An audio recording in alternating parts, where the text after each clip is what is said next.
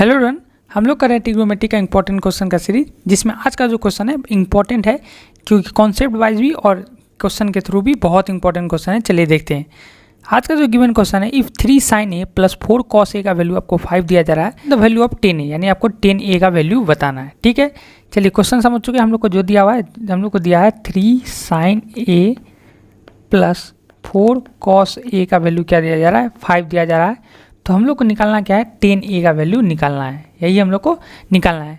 ठीक है, चलिए हम लोग एक कॉन्सेप्ट सीखते हैं जो कि बहुत इंपॉर्टेंट है। कॉन्सेप्ट क्या है, यहाँ पे ध्यान से देखेंगे।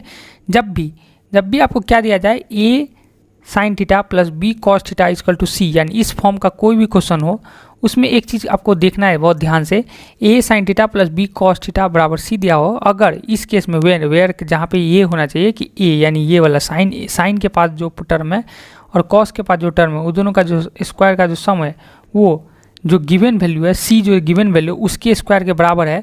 तो ये एक पैटर्न को फॉलो करता है। उस केस में क्या हो जाता है, साइन के पास वाला जो वैल्यू है वो आपका परपेंडिकुलर यानी p बन जाता है, और cos के पास जो वैल्यू है वो आपका क्या बन जाता है, b यानी बेस बन जाता है, और c यानी जो गिवन वैल्यू है वो आपका क्या बन जाता है, हाइपोटेनस बन जाता है। यानी इससे आपको p भी पता चल गया, b भी पता चल गया और c यानी हाइपोटेनस भी पता चल गया।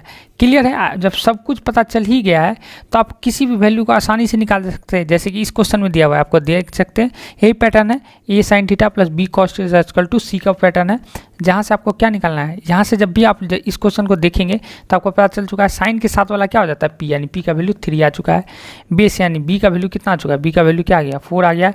और हाइपोटेनस जो कि h होता है, वो उसका वैल्यू कितना आ चुका है, 5 आ चुका है।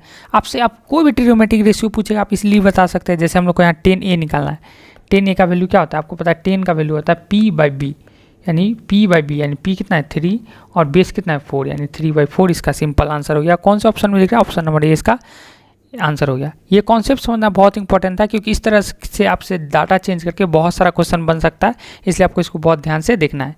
आई होप आपको ये कॉन्सेप्ट अच्छा लगा है, और वीडियो अच्छा लगा है तो वीडियो को लाइक करेंगे और चैनल सब्सक्राइब जरूर कर लेंगे। Thanks for watching.